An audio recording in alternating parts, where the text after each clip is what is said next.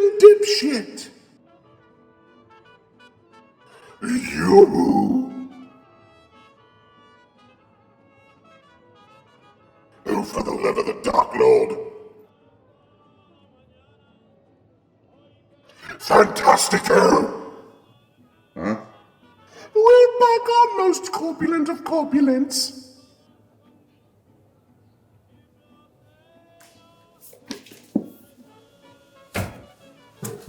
Oh shit. Sorry, hola, hip cool Fantasticats. Welcome back to the season finale of Fantastico Disasterpiece Theater. The Troma season. Oh, if you share the intelligence quotient of a hammer and couldn't comprehend what we just watched. Oh, stifle it here. Stop attempting to personate Archie Bunker. No one will get the reference, and you aren't very good at it to begin with. Oh, bite me. I do a decent Carol O'Connor. If you don't stop, I'm going to end you like Brian O'Connor. Who the f*** is Brian O'Connor? That's Paul Walker's character in the Fast and Furious franchise. Oh, come on, dude. That's not cool. What? Too soon? Yeah. Oh, but it's been like 5 years. And still, man, use some freaking tact for Christ's sake. Oh, fine. I'll apologize. You're no fun. Don't apologize to me, apologize to them. I'm sorry, Projector Whelp. Not the projector guy, alright? To the audience. Oh, no one cares. I'm sorry. It'll never happen again. I don't believe you at all. You believe whatever the hell you want. I just can't believe that anyone would be upset by that. Dude, you're making fun of a real-life dead person. When? What do you mean when? You just did. You're making fun of the death of Paul Walker. I wasn't making fun of Paul Walker's death. Bullshit. I said Brian O'Connor, not Paul Walker. Wait, what? I'm so freaking confused now. I knew you are, champ. What else is new? I said I was going to end you like Brian O'Connor, not Paul Walker. Dear Dark Lord, man, I'm a demon, not a dick. What's the difference? You know, they just had to drive off, never to be seen again, like Richie Cunningham's brother. For f***'s sake. It was a joke about you going away and never coming back. Yeah, okay. Anywho, now that Francois offended the audience. They should already be offended by the existence of this show. Francois, it's been a long season. Alright, lay the off. I just want to have a good time for this finale. But I thought wearing these hats were going to make everything sunshine and daisies. Knock it off. No, don't get your panties in a bunch, Lucha Dog. I'm only joking. Just get to your little thing here. Oh, I've seen that look before. Don't even think about it. I'll keep coming back. You better back the off. Okay, sheesh. Someone has a stick up their posterior tonight. What was that? Oh, nothing. I said, I think you may host this one properly tonight. Oh. Anywho, Fantasticats, do we have an amazing feature for you tonight? It's the fourth flick in a very popular series directed by Lloyd Kaufman himself. It's the story of a duck, a glee club, and a love story like only Troma can do. Oh, I know what this one is. It's a doozy. It stars Asta Paredes and Catherine Corcoran. They're in the main roles, and there's a lot of other Troma favorites in this as well. I'm excited. Not only do we get to show this flick, but we have the producer here that's going to come here and talk to us about it. So, Francois, if you would, that'd be freaking wonderful. Do this. Open this portal. Teleport this person. Don't kill the guests. I'm not a cheap parlor trick. Just do it. Let me see. Oh, yes, I've got it.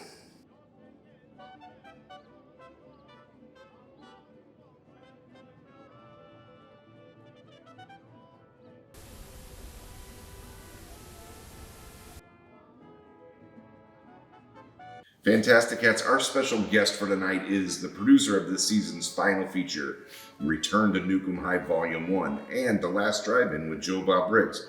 Please welcome Justin Martell. Justin, are you there? Come on, Francois, get it together. This is a delicate process, but you wouldn't understand that now, would you, masked moron? You can't call me masked moron.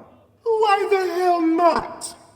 I think that's like owned by Batman or something. Well, masked moron, I don't give a shit.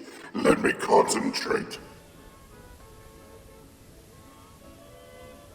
There, I've got him. Justin! Thanks for taking the time out of your ridiculously busy schedule to come on the show. No, thanks for having me. Sorry, I'm having technical difficulties. So now that you're on the show, before we get into tonight's flick, I wanted to talk a little bit about your life and career. First off, when did you get into movies? Well, I would say even from an early age, from the time I was 2 or 3, I was into, I would say movies, but also, spooky things in general. I really liked, even in Wizard of Oz, I was particularly enamored with the Wicked Witch of the West. And watching Power Rangers, I always wanted the bad guys to win and, things like that. So, yeah, I mean, and obviously growing up, being young in the late 80s and early 90s at a time when, they gave the PG or G rating a little bit more liberally, so we had Ghostbusters and we had the early, the original movie version of Roald Dahl's Bitches, and all of those things, really stuck with me as a very young child and gave me nightmares. And so that I would say that's when I started getting into movies, and always loved Halloween and spooky stuff. Yeah, same here. Oh, don't let him lie to you. He was afraid of the horror movie box art until he was 15. I told you that in silence and confidence.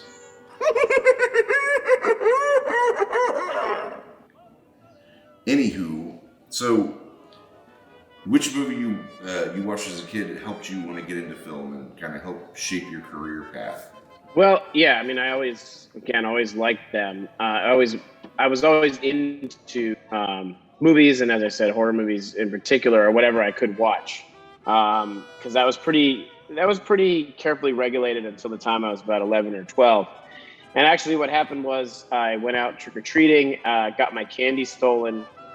Came back, was very upset. So my dad said, all right, I'm going to make it up to you. And he ran down to the local video store and he rented the remake of Night of the Living Tom Savini 1990 remake and House, not the Japanese House, but the American House. And that was what sort of kicked off. And then I would say maybe like, a couple of weeks after that, I just really started getting into, particularly started with the George Romero zombie franchise. That's what really got me going. So then I rented Dawn of the Dead, and Dawn of the Dead really blew my mind because it took everything to a whole new level. I mean, it was like, just this epic story, with zombies as the backdrop, and there was a great soundtrack and social political commentary, which wasn't lost on me. Even then, I mean, it is pretty in your face. And from there, I was, off to the races and started making my own movies in my backyard. I think my first couple movies that I did were just rip-offs of the Blair Witch projects. I mean, I think they were literally called Blair Witch, whatever. It was just, me like going into the basement of my house with some candles lit and, I don't know, like finding a bloody head or something, and then the camera falling, things like that. That's awesome. But yeah, I really love Dawn of the Dead and the socio-political commentary. It wasn't lost on me either. Like, when I tried to get people to watch Romero's flicks, and they'd be like, we don't like zombie flicks, and I'd retort with, they're kind of not though, right? I always have to explain that it's more about the people than it is about the zombies. Exactly. No one cares about the people. Well, there are at least 2 people that clearly do. You two don't count. Anywho, all right, so tell me, when did you start getting to work on movies professionally and or semi-professionally? So it was around the time that I started getting, I was really like digging through the horror movie section at the local video store. And, I had remembered that I had watched The Toxic Crusaders as a kid and had action figures. And couldn't ever figure out why my dad wouldn't let me rent the Toxic Avenger movie, even though the cover very much looked like the cartoon. So one night I remember I rented The Omen, A Clockwork Orange, and The Toxic Avenger. And I guess this would show you what my sensibilities are, because it was the Toxic Avenger. As much as I liked The Omen and the Clockwork Orange, it was the Toxic Avenger that really stuck with me. And that was because at the end there was like a Troma, infomercial that showed like the Troma building and Lloyd and Michael, and that was like a really cool, like sort of first like look into a studio, and obviously because of the subject matter and the way it was framed, it made me feel as though I could then go out and make movies. And it was not long after that, maybe a year or so, that Lloyd's first book, All I Need to Know About Filmmaking, I Learned from the Toxic Avenger, came out. And I remember I had my mom get it for me from Barnes and Noble. And that was sort of like my filmmaking as I made movies in my backyard, many of which were just straight up Troma ripoffs, such as like a movie called The Fart That Killed Everyone. That was one of them. What was it called? The Fart That Killed Everyone. Nice. Get your shit together, bro. Our signal's going in and out. I'm not a goddamn ISP. We'll do something. Anywho, go ahead, Justin. We later moved to more highbrow entertainment, but or at least it tried to be. But so from there, that was kind of what I had said I wanted to do. I was going to go to college. I was going to move to New York, and I was going to work for Lloyd and Troma. Not that I knew Lloyd or had any in at Troma, but that's just what I did. I graduated from college. And in 2009, late 2009, moved to New York City. And I saw that Lloyd was looking for an assistant. There was a job, posting on the Troma website. And I applied for it. And 2 weeks later, I was sitting at the Troma building. And that was, I guess, how I started working on things professionally or semi-professionally. Very cool. So where did you go to college? I went to a small liberal arts school in New Hampshire called Franklin Pierce University. Nice. I've heard good things about Franklin Pierce. So when I was prepping for you to come on the show, I dove into your IMDb a little bit. You've done quite a bit of stuff for Troma. And a lot of other stuff as well. But I did notice that you've taken to being more in a producer's role in a lot of what you do, as opposed to directing and getting behind the camera.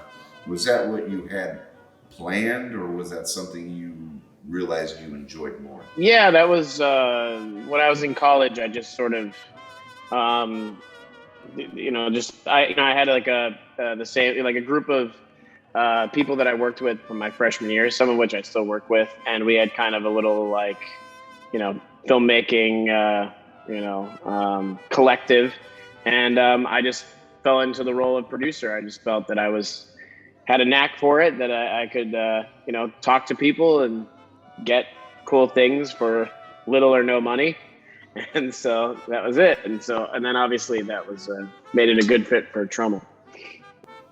Awesome. See, people sometimes they don't realize or understand what a producer actually does. I think they think that they're like executive producers and they're just throwing money at the project or whatever. Yeah, there is that assumption, and it is depending on the day. Sometimes it bothers me, sometimes it doesn't. Basically it's the producer's job to make sure that everything that the director needs, within reason, because sometimes directors ask for unreasonable things, is there for them to do their job. And that's it. And that's a pretty big job. Yeah, it's a huge job, like bigger than what most people do outside of the industry realize, to be honest. It's like that old saying that's aimed towards directors: if mama ain't happy, no one's happy. You're an idiot.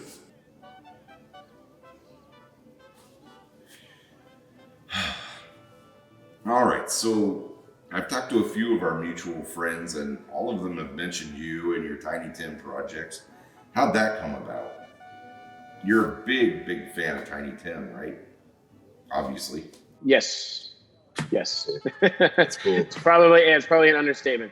No, Tiny Tim, horror movies and all that is one of my one of my other big obsessions in my life. I saw him perform when I was about 7 years old at a Halloween theme park in Massachusetts called Spooky World. And when I was in high school, I was reintroduced to his music and just became obsessive, completely obsessive with him. And by the time I got to college, I thought, I had collected so much memorabilia, and I was regularly corresponding with people who had known him and worked with him, including family members. And I thought, and there hadn't really been like a definitive full biography of his life.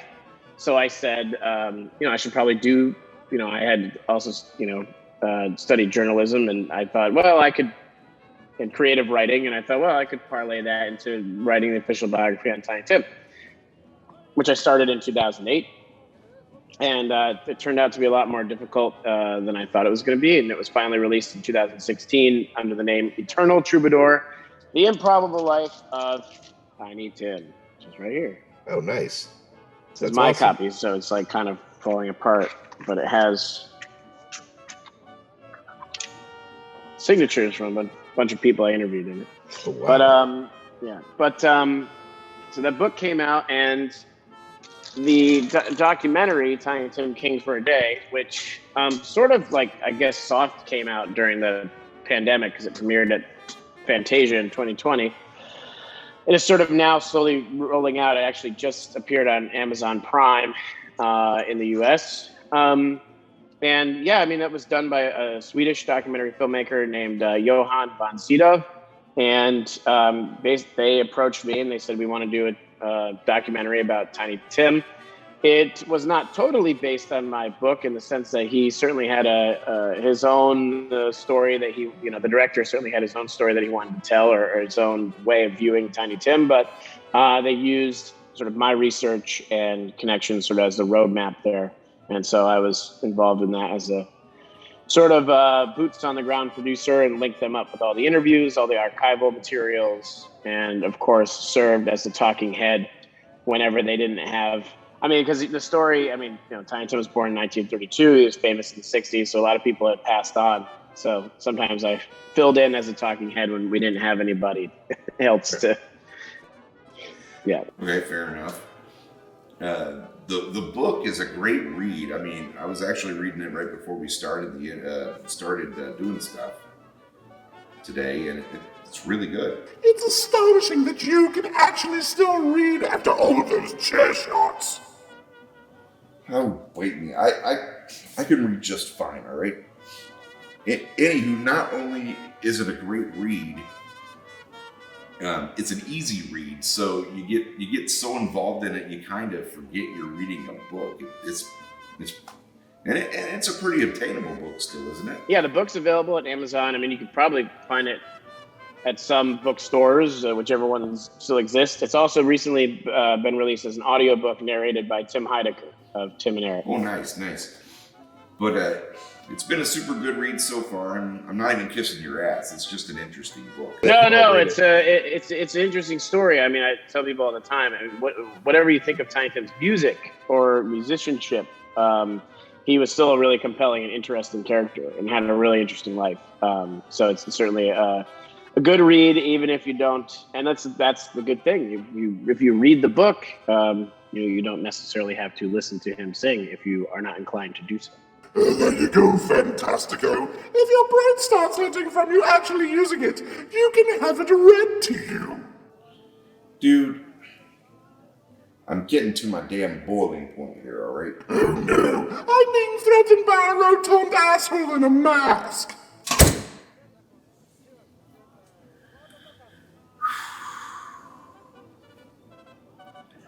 Anywho, as a kid, I remember seeing Tiny Tim's wedding on Carson and all that. I remember being very interested in him. He looked very unconventional for a celebrity. Yes, just like you. Very unconventional.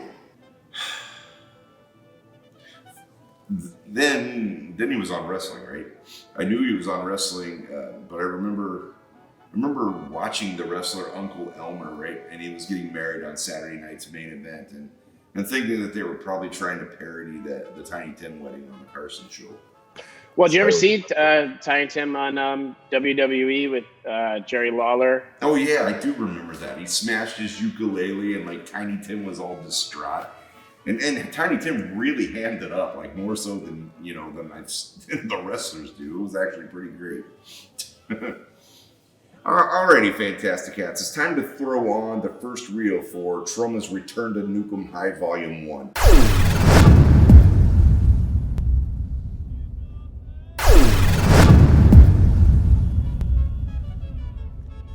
When we come back, we're going to pick Justin's brain about the flick and some other fun stuff. So, Projector Guy, go ahead and fire up Return to Nukem High Volume 1. Justin, would you do me the honors and give us a proper introduction of the flick?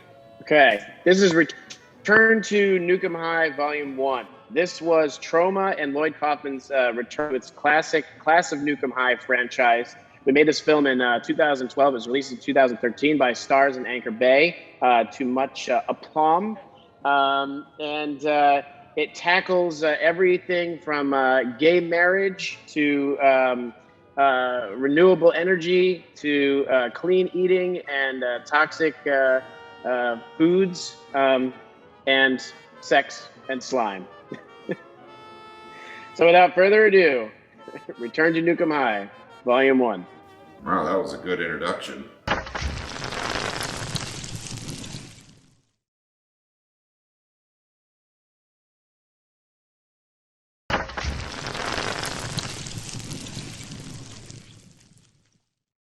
Well, that was interesting. I have to say, we're about 20 minutes into this thing, and there have only been like 2 melting people and 1 penis. That's pretty tame for what I was expecting. So were you guys just like trying to lull people in with a false sense of security and then hit them with the old 1-2 punch? Unlike, standalone, other Troma movies that have been standalone movies, we had, 2 volumes of movie that we had to fill, so we couldn't blow our load all at once. Well, I love the other Nukem High flicks, but with this one, I was grossed out, man. I was appalled. I was enthralled, and I couldn't stop watching it. So I was like, what are they going to do next? Well, I mean, one of the great things about Troma and working for Lloyd is that with each subsequent film, it has to get more ridiculous than the one before it. So I was, quite frankly, pretty happy to come into Troma when I did in 2000, in the mid 2000s, and because there's pretty much, no idea was too gross, nothing was too off the wall, nothing was off limits, and you could pretty much approach Lloyd with anything. So it was a great environment, in terms of like, your first big movie. I mean, that was my first, I guess, big like proper movie. I had done 1 feature film prior to Return to Nukem High, and that was a movie that I actually also did for Troma called Mr. Bricks, a heavy metal murder musical that we shot in and around Queens for about $5,000 in 2009. But that was what, I guess, what we had done on that was what got in Lloyd's head that I would be a good fit to produce Return to Nukem High. Because I had actually left in 2011, and I had been working for the reality TV show Teen Mom. And then I had been on a hiatus between seasons, and Lloyd called me and he said, we made this deal with Stars and Anchor Bay. Would you like to come back and sleep on the floor of a abandoned funeral home? That was our production office, was an abandoned funeral home in Niagara Falls. Would you like to come sleep on the floor in an abandoned funeral home and, make a $500,000 movie? And you'll get that experience. And I said, would I? Wow. And like a week later, I was driving up to Niagara Falls to shoot the movie. Wow. That's a hell of an opportunity. The way you said it, it sounds just like the way Lloyd would pitch it to you. Want to come sleep on the floor? You want to come sleep on the floor, eat cheese sandwiches, learn to defecate in a paper bag, etc. Okay. So, was this the biggest production that you've been on so far? Not so far. Certainly not so far. I mean, I but this was the biggest production that I had done up until that point, because I was 25 years old, and I had watched, and not that there's anything wrong with this, but I had watched a lot of people that I had gone to college with who had done the more traditional route where they were working on bigger stuff, like network stuff here in New York City. And, yes, technically being paid more, but they're being paid to be a production assistant, who's on fire watch, watching a light or guarding a door or making sure people don't pass into the shot, on a street corner. Meanwhile, and I went the path of making, a few $100s a week, eating ramen noodles and boxed macaroni and cheese, but I was occupying a desk at a notable and legendary independent film studio.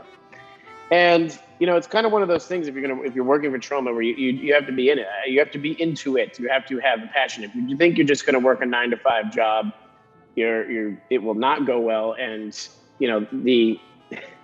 the sort of the work environment coupled with the low pay will wind you down pretty quickly. So I saw there was a pretty high turnover rate in some of the other positions, but there was definitely at that time a hardcore group of us who ended up making the Return to Nukem High team, and Lloyd sort of picked to go and work on the movie, and that was it. So he just said, hey, do you want to come back and produce the movie, and this will be a really good experience for you because you haven't done a movie this big, and it'll be a movie that I directed, first one since Poltergeist, and so there'll be some prestige there, and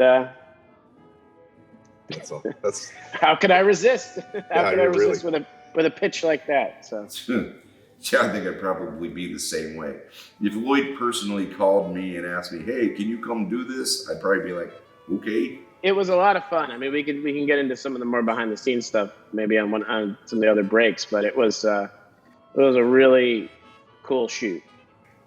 Do you remember what made Lloyd decide to jump back into the Nukem High franchise? Well, honestly, I will say it was. I think that was maybe more of a Stars Anchor Bay thing. Was that the person that we'd made the deal, that Troma had made the deal with, who was working at Stars Anchor Bay, had either worked at Troma in the 80s or had done some business deals with Troma in the 80s. So they had a fondness for the classic Nukem High franchise, and they thought that was because the Toxic Avenger property had been tied up in the remake for a long time, and was even then, and which it now, as everyone knows, is just finished production and is coming out soon.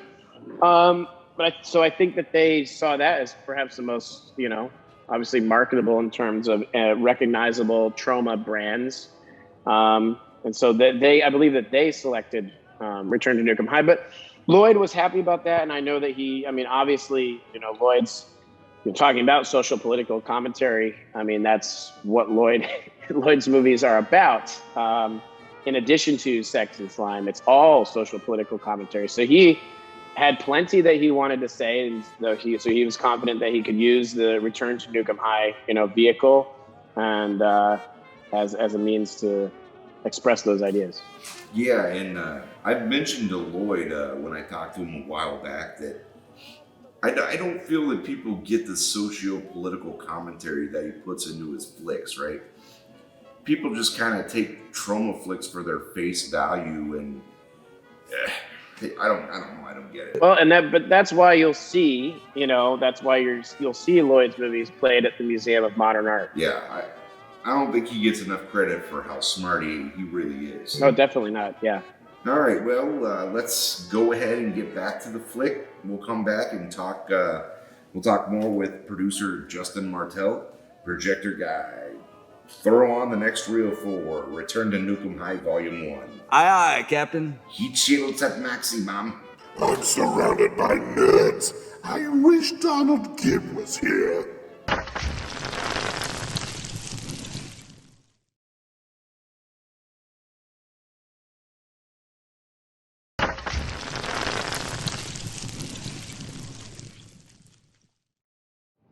The Evil Glee Club. I'd say that's fairly accurate. I always disliked the Glee Club at my school. Did they even have Glee Clubs 300 years ago or whenever the hell you're from? Who said anything about 300 years ago? I meant now. I go to Joe Bob's School of Music and Demonic Culinary Arts. The Glee Club there are dicks. Anywho, so Justin, why a duck? Okay, what was the deal with Kevin? So I think one thing I should be clear about is that I wasn't too creatively involved. I mean, I was creatively involved in the sense that I helped facilitate the creative, but I didn't write this movie, and I wasn't always right there on set because I was making sure we had everything. So that was interesting with the ducks. That's a story that stands out to me. So you can't just go to the park and capture a duck and put it in your movie. Not only will the ASPCA be after you and the Humane Society and PETA or whoever else, but you have to obviously hire a company that specializes in trained animals for movies, and it's not cheap. I think it was something like $12,000 for 1 or 2 days. And the other things too is that ducks don't travel alone. They always have to have a companion with them. What is it? What's the expression? Bonded. Sorry, I'm asking Amy. Expression, yeah. So they come as a bonded pair, and so the trainers came with 2 of them. They were really nice, professional, and it was great. I mean, yeah, the ducks did everything we wanted to do. They would have it walk this way, have it walk that way, have it eat this thing. So I don't know, there were 2 days. I remember we had one production assistant who came into my office, and he ended up being serious, but I wasn't sure if he was joking, but he told me he had a diagnosed phobia of birds and that he couldn't be on set while the ducks were going to be on set. I mean, we had all kinds of things with this. What else? So what else I can tell you about that? I mean, we were shooting this movie in the summer of 2012 in Niagara Falls, New York, and our main location for the high school was the former Niagara Falls High School, which is now a art center called the Niagara Arts and Cultural Center. And we were lucky enough that we were really their first movie to shoot there. So they, for a pretty nominal fee, gave us the keys to the kingdom, and they allowed us to. I mean, we did a fire burn on their front steps, which I think we will have seen at this point. We did a fire burn on their steps, which actually I should note. And these are the types of things that I can tell you more than the thought process behind what we were doing creatively. But that was pretty fun because we had Scott Leva, who was the stunt coordinator on all the Troma movies between The Toxic Avenger and Troma's War. And he returned to do 2 stunts for us. He did the fire burn that you see on the steps of the school, and then the high fall that happens in the factory. That's actually in volume 2. And the guy falls off of that catwalk. And he was a lot of fun, and he had some great stories about working on the sort of classic Troma productions. And you can see all of that in the behind the scenes. I think 2 Girls, 1 Duck is the name of the behind the scenes. Even though it really should have been 2 Girls, 2 Ducks, but That's really funny. Yeah. And that mansion that is the rich girl, I forget the character's name, but played by Catherine Corcoran. That was we literally went door to door knocking. We found an affluent, neighborhood and went knocking door to door. And that was actually one of the benefits because the Troma system of doing things, in particular, that we did a little different on Shakespeare Shitstorm, but for Return to Nukem High, it was basically we had our core production team, the producers, and assistant director. It's funny, we actually had what we called the AD department rather than just the first assistant director. There was just 5 people who occupied what we called the AD department, who maybe on their best day could do the job of one, A-type assistant director. And I mean that very lovingly. They're my friends, but none of them went into being ADs after this movie, I should know. We basically, you put out a call, and all these Troma fans show up from around the world, wanting to work on the movie. And a lot of them don't have any experience. So you kind of bring everyone into their, you almost have what we called a processing system. So someone would arrive, okay, this guy is coming on the bus from Albuquerque, and this guy's arriving from England. Okay, so we bring him in. He signs some paperwork, like, you know, if I die, I won't sue Troma or whatever it is. And you know, you say, like, well, what do you go like, well, what do you do, like, in real life? What's your job? What are your interests? And from there, you try to place the person in a, you know, oh, I illustrate, you know, I do cartoons in my, you know, as a hobby. Here's my sketchbook. Okay, to the art department with you, you know, and that kind of stuff. I work in, you know, I work in a restaurant. Great, catering, you know, that kind of stuff. So, we had enough people that, you know, oftentimes on a day weren't necessarily. I mean, once we got like going into production, pretty much everyone always had something to do.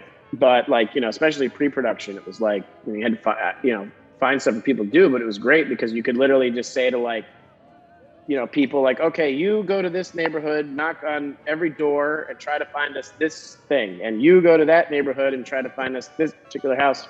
And that was how. And if you watch the movie, though, I mean, again, we made, you know, volume 1 and volume 2 for about $500,000.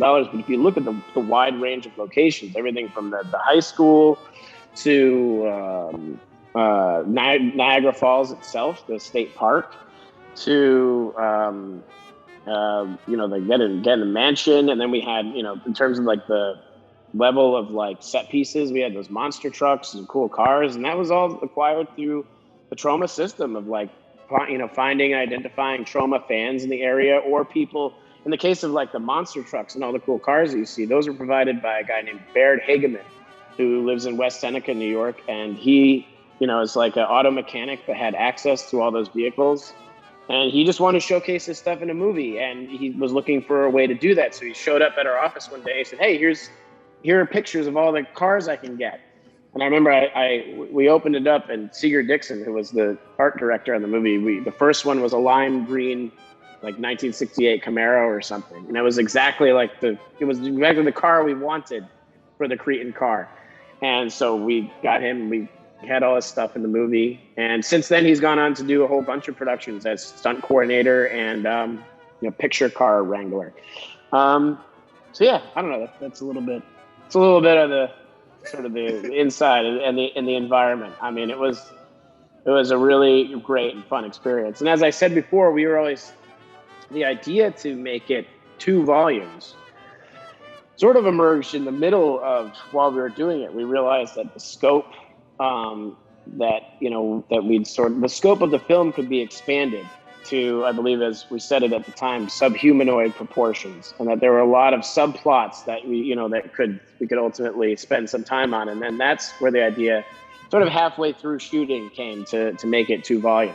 And they started writing a bunch of new stuff on the fly, and we oftentimes had 2 units shooting things simultaneously in the school, with Lloyd hopping back and forth between the 2 to give notes. You know, it was pretty crazy. That's one of the things I've noticed and heard from John, yourself, and others about working on Troma movies, about the camaraderie and how much fun everyone has on set. It just looks like everyone is having a blast, and I think that's one of the things that resonates with me most about this movie as well. It just looks like everyone's having a great time. Most of the time, yes. Honestly, when we got up and running, it was really fun when we were shooting. Pre-production was probably the most stressful part, but because there were just so many unknowns, and you're trying to get everything for nothing or next to nothing, and you know, you hit a lot of dead ends there. But ultimately, we made it work. And yeah, I mean, did you notice my cameo? Oh yeah, Barry Jennings. Barry Jennings. Yeah, I was just about to talk to you about that. Did you Google Barry Jennings? No, I did not Google Barry Jennings. I don't think we should get into it on this, but I encourage everyone to Google Barry Jennings. Okay, will do. You're in both parts of this, like Return to Nukem High Volume 1 and Return to Nukem High, like the Volume 2 one. Yes, I am. Yep. Oh yeah, well, because that's right. I come back. Oh my God, yeah, that was. So when I agreed to do the part, that's an example of things that got expanded, because it's like, all there was in the original script was the scene where I get pulled out of the auditorium thing, and then what you see of my character in Volume 2 was part of what was written on the fly. So I guess everybody wanted to see me in a pink thong. So I put it as a compliment. Yeah, you're like, oh man, I really have to get into shape for that part. No, it's funny. I remember because we shot the first scene we shot of that where I was in the pink thong was the ending scene where I show up after the high school blows up. Sorry, I don't spoilers, but where the high school blows up. And I remember I was in my office doing a bunch of push-ups and sit-ups that morning to. It worked. I thought I looked all right. Yeah, I knew it. Maybe you should try to do that before you go on camera so you don't look like King Hippo from Mike Tyson's Punch-Out. Hey, you man, I don't look like King Hippo. But anyway, yeah, so we talked a little bit about it already with the budget being about $500,000. That answered my question about how much you had to work with. So, yeah. Yeah, I don't know what the final numbers were ultimately in the end because there was a lot of expenses, obviously, with post-production stuff in particular for Volume 2 that occurred after I had like sort of officially left. But I know that the shooting budget that we had on hand was around $500,000 when we were like doing principal photography in Niagara Falls. Well, this looked like a really large production to have on a lower budget. I mean, all kinds of stuff going on. You guys had to stretch stuff out like quite a bit. I mean, listen, when you don't pay most people and when the people you are paying are making $250 a week, that's how you get that. But again, and I don't want to make it, I think sometimes, to be a little serious for a second, I think there's sometimes like, some people try to insinuate that like there's an element of exploitation of young people and all that. But I mean, Lloyd and Troma are very clear to any people who show up to work on these movies. It's like, if it's not for you, don't do it. If you think that you can really benefit from this experience, then you should stay and you should do it. I did. I produced that movie. I made $250 a week. It was, but from that, I was able to, I learned a lot of things that I continue to use to this day. I learned some things I will never use again, but mostly things that I continue to use. And so it was extremely valuable experience for me, especially as a young person getting into production. So were there any like significant production difficulties on the set of this? You don't have to answer if you don't want to. It's all gravy. I mean, I would encourage everyone to watch the making of Two Girls, One Duck, and you can see sort of the day-to-day environment. I mean, you're dealing with a mostly inexperienced crew, myself included. I include myself when I say that at the time. We're dealing with a mostly inexperienced crew. So just a lot of people make, even minor errors that you might not make on a slightly bigger or a production with more experienced crew. All of that trickles down into this, just creating this sort of chaotic environment. But as Lloyd always says, it's from that chaos that the art emerges. And I would have to agree with him. We did kind of change the production structure and environment on #Shakespeare Shitstorm so that it wouldn't be total chaos. And I believe the movie was better for it. I don't think Lloyd would mind me saying that I think #Shakespeare Shitstorm is maybe technically a better movie. But yeah, I mean, again, rather than get into specifics, I would just let that behind the scenes documentary speak for itself. It's all there. It's all there. It's a testament to what we did in 2012. Yeah, I definitely need to. I'll definitely watch Two Girls, One Duck. See, I told you it was fine. Yeah. I think this calls for another hashtag. Oh, really? Again? Yeah. Go ahead and throw up #ducks are expensive. Here, I'll snap you and put it up there. That's actually a good one. Yeah, I know, right? Alrighty, Fantasticats, let's get back to the flick. Projector guy, go ahead and fire up the next reel, please. This movie's very bizarre. Oh yeah. And gross. Oh yeah.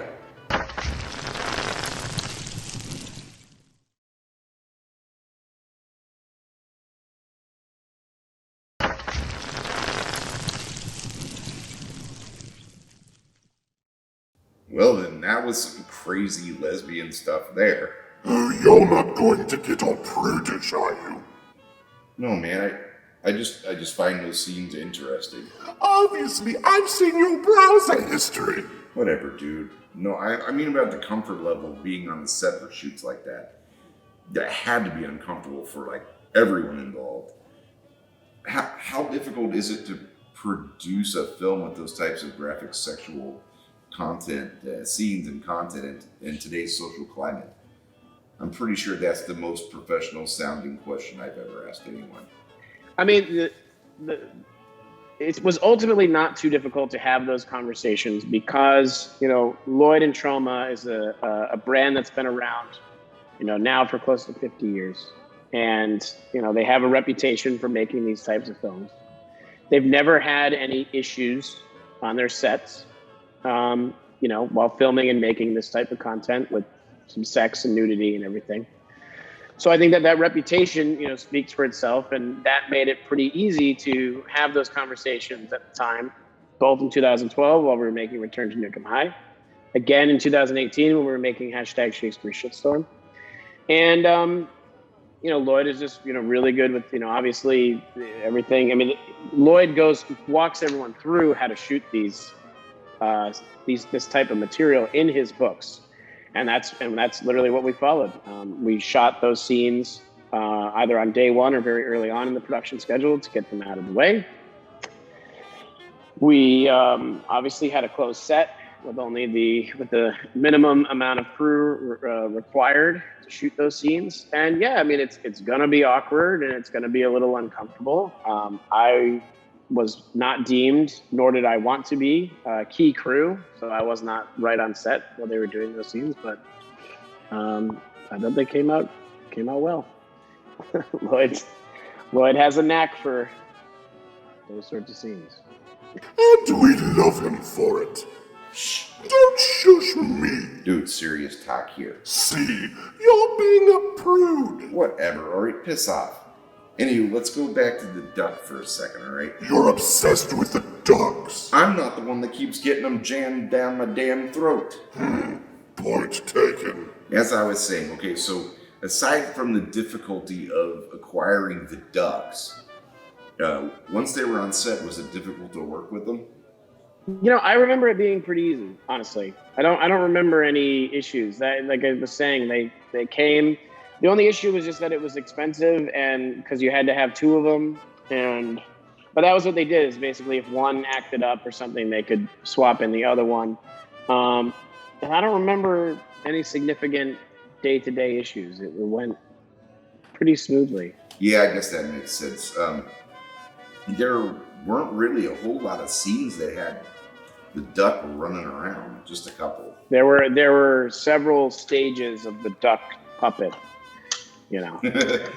Alrighty, so this was a short break, but I really want to get back to the flick. So, projector guy, fire up the last reel for Return to Nukem High, Volume 1. Why did you even bother to break? I wanted to get into the questions about the graphic sexual scenes and how the process of that went. You could have asked about it later. Yeah, I could have, but I wanted to jump into it right after the scene. Yeah, I bet you did.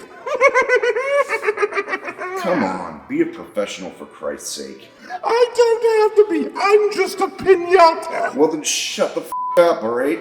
Jesus. Alright. So it's time for the Who Shot JR cliffhanger ending of Return to Nukem High Volume 1. Hit it. No problemo. Rolling.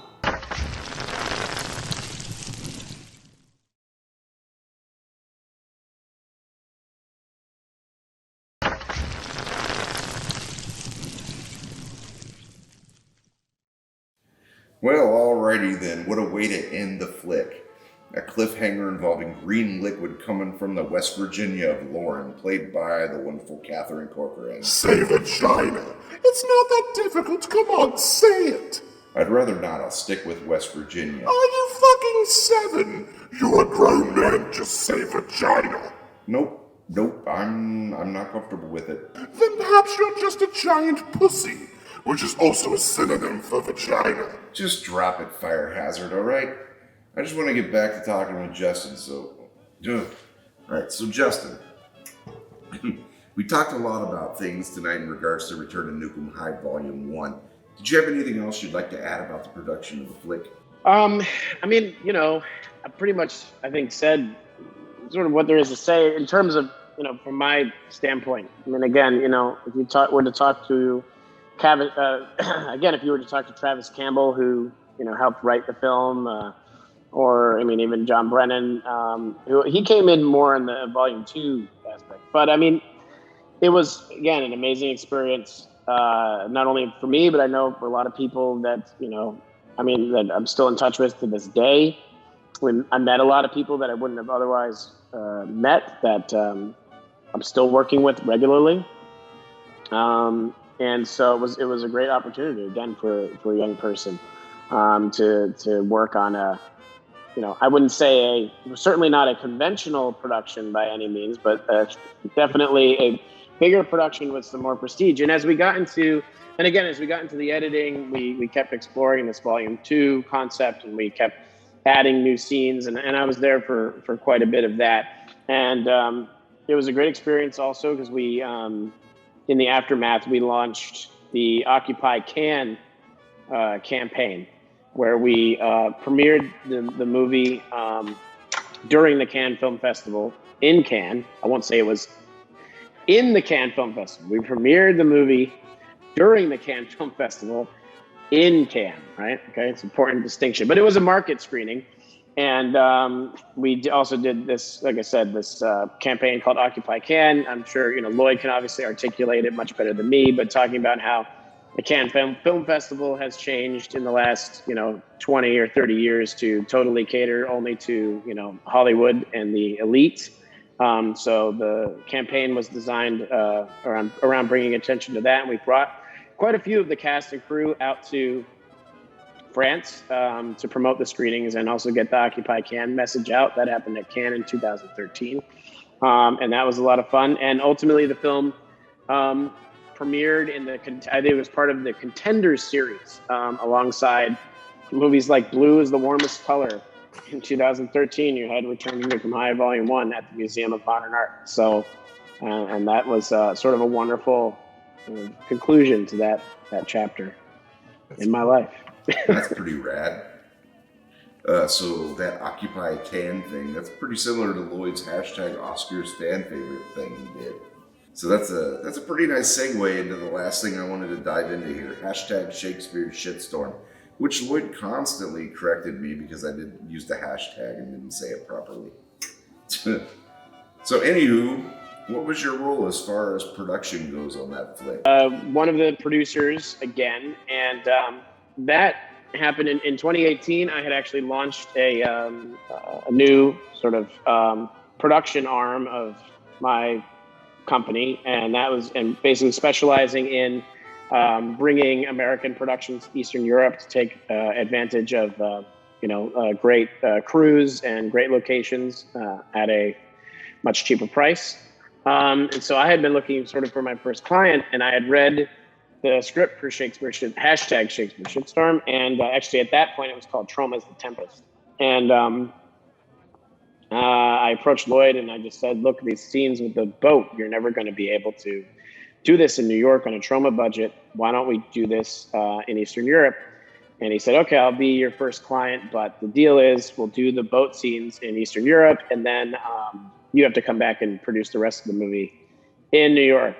And I said, sure. So we made it's a deal with the devil on that one. But it was honestly a great return, because I had been gone for about 5 years, and always, of course, stayed in touch with Lloyd and talked regularly. So it was great to come back because we were able to use, obviously, knowledge of the Troma system and how it works, but then also apply, new things that I learned working on, production since then, including The Last Drive-In with Joe Bob Briggs. And so, yeah, we shot those boat sequences, the exterior boat sequences. You see everybody up on the deck in the storm and all that, and the boat in the water, all in Albania for about a week.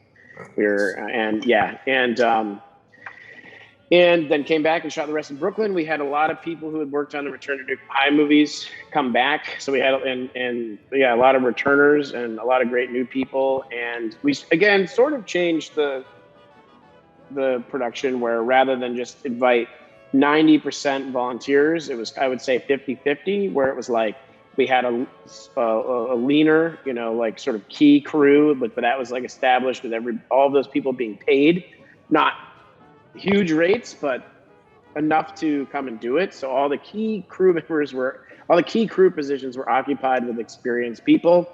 And then, a lesser amount of the sort of volunteers, but still quite a few who ended up then filling out the rest of the departments and doing a great job. And I think that ultimately led to a much smoother production. I'm sure Lloyd will tell you, that's how we always do it, blah, blah, blah. But it was definitely a little different on that one.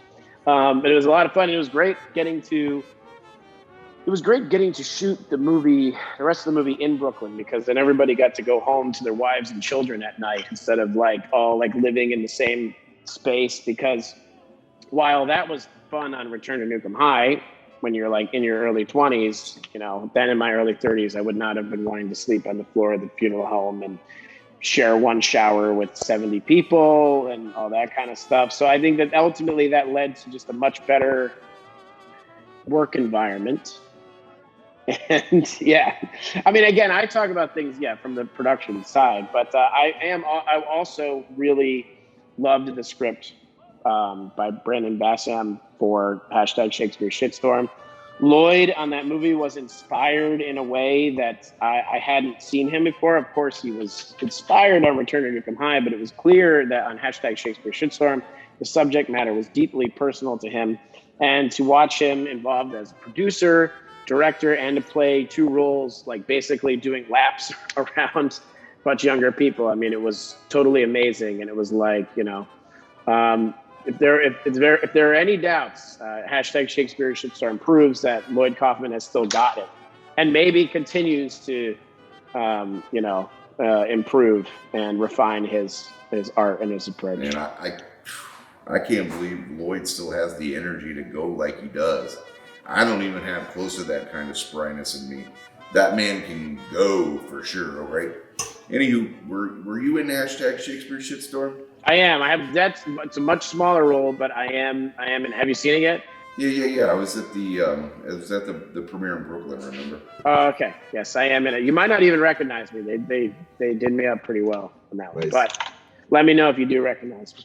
Yeah. So, how long was the production of #Shakespeare Shitstorm? It was pretty long. I mean, we did about a week in Albania, and then we did, I think, 30 days here in New York. Oh. Yeah. Yep. And it shows. I mean, it's a pretty, again, another one to talk about, sort of an epic scale. I mean, it's all there. So I heard this might be Lloyd's last movie. Is that accurate? I think there's one more. I think there's one more, and if there is, you can count me in.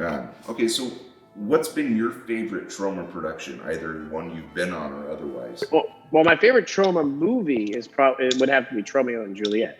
Okay. I would say. So it was great to be able to come in. It was great to be able to then work on a classic Nukem High movie, and also a Troma Shakespeare adaptation. But yeah, definitely Romeo and Juliet. What about you? Oh man, that's a tough question. I've been asked that before, and it changes all the time. I think #Shakespeare Shitstorm is really good, and I like the There's Nothing Out There. I think that's a really great flick as well. Oh yeah, Rolf Konevsky. Yeah, I really enjoyed Terra Firma. I think I like all the movies for various reasons. Yeah, but they're also unique, and it's I guess Troma has a reputation for they say that it's the same thing, but it was really, such a wide variety of films, even in Lloyd's catalog, if you look at, they're all unique in their own way. I mean, when you look at coming from the sexy comedies, The Toxic Avenger, to Class of Nukem High, to Troma's War, Oh, yeah, I love that one too. the action film, to Sergeant Kabuki Man, I don't even know what the hell it is, to Romeo and Juliet and Terra Firma. I mean, it's all over the map in a great way.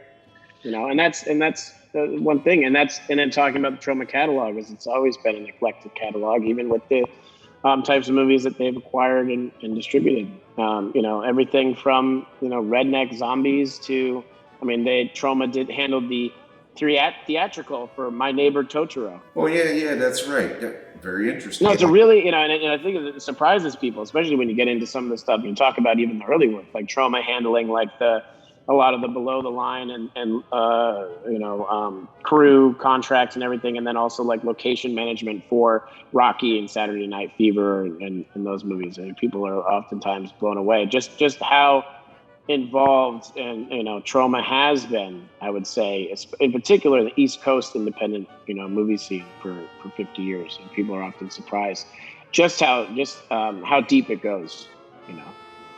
All right, so moving away from your career with Troma a little bit, how awesome is it to produce The Last Drive-In? So it was actually kind of funny. We shot the original marathon, obviously sort of concurrently to the same time as that I was shooting Shakespeare Shitstorm. And at the time, Shudder had obviously just okayed it as like a one-time, movie marathon, and bringing back Joe Bob Briggs, or one night, or 24 hours, or however long the original marathon was. And obviously, it famously crashed the server, and by Monday morning, Shudder had wanted to talk about during the full season. So none of us were expecting that at all. So it kind of just came out of nowhere. And in that respect, it's been amazing since, just how supportive fans are, how just the community that's grown from it, being able to meet and talk to. I hear from people all the time that I wouldn't have otherwise met or talked to, who are just fans of the show and just want to say hi and chat and talk about these movies that we show, which of course myself and the rest of the production staff are also big fans of, along with Joe Bob. So it's been amazing in that sense. It's totally like a dream come true. It's been incredible. And of course, and I obviously watched. I remember I watched Monster Vision. I started watching it I was about 12 or 13, right around the time it went off the air. So I remember I had just gotten into it, so I was starting to look forward to it every week. And I remember watching Return of the Living Dead, like the night that episode aired and everything. And then all of a sudden, and I went to tune in one week and it was gone, and then so was Joe Bob Briggs. So it was just amazing to witness his comeback and be part of it.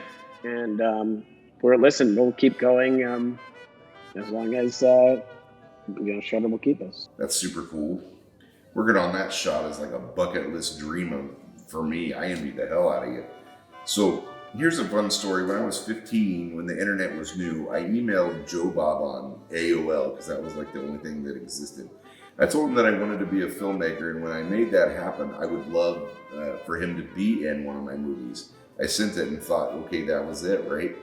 Crazy thing is, the next week, maybe even just a couple days later, Joe Bob emailed me back. He told me that it was a great thing that I wanted to be a filmmaker, and that if I ever make one, let him know and he'll be there. Amazing. So you've been doing some shooting in Serbia, right? That's for the new Subspecies movie, right? Oh yeah. Well, we did two in the fall, and one of them was a movie for the Asylum called Dracula, the Original Living Vampire, which was their mockbuster for Morbius. And, I've kind of gotten to this thing of like, it's this sort of now a source of pride. I have to collect all of the,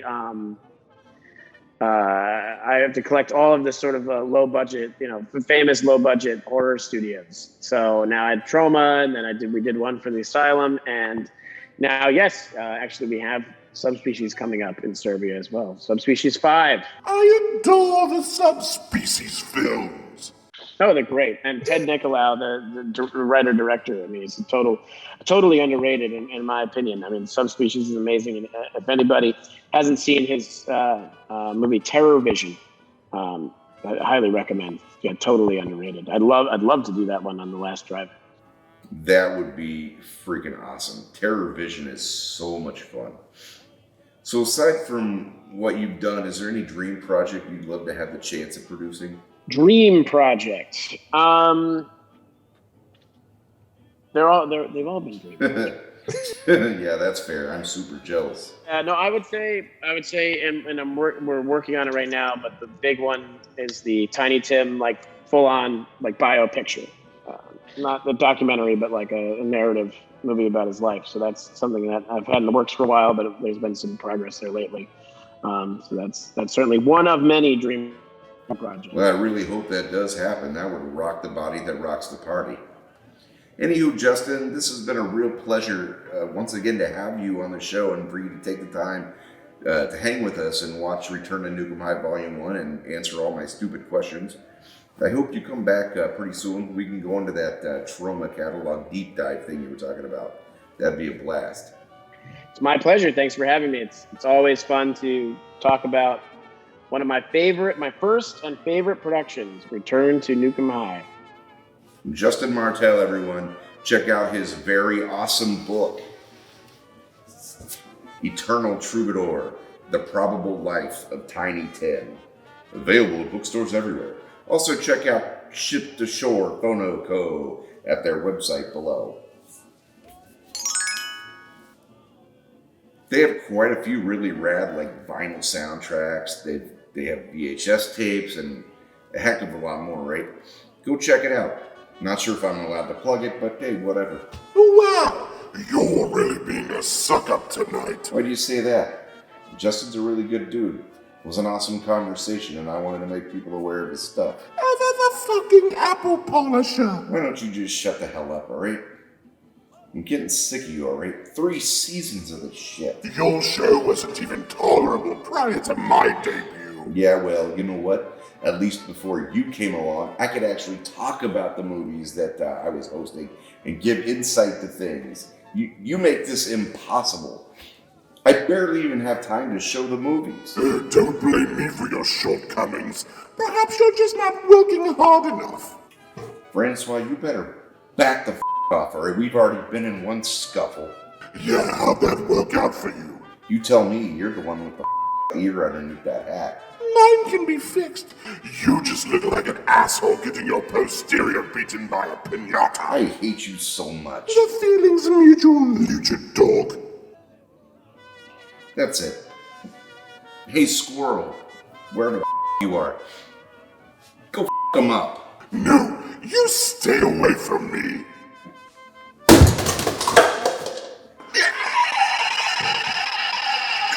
Fantastico, you bastard. Yes. You got knocked the out. God damn it, not the top. That doesn't go though. That doesn't look right.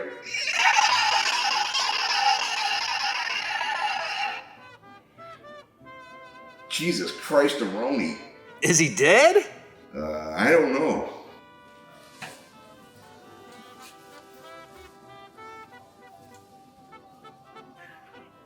Aw, poor Francois. Poor Francois. Francois, we're finally free. All these dumbass curses are gonna lift. Does that mean Joe and Mitch are coming back to life? Yeah, sure. Uh-oh. I feel weird. What's happening? Hey, no, don't worry about it, right? You're just going back to the Fantastico compound, right? Now that this little paper mache prick is gone, all the shit he's done to us is gonna go back to normal. This feels like Thanos' snap. Hey, I'm not the one that killed Joe. That was all you.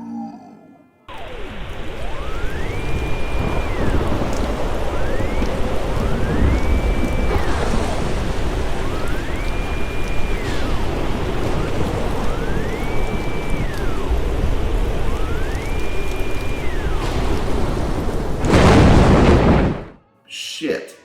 I didn't kill me.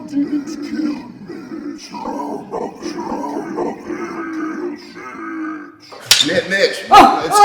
Holy shit, he's turning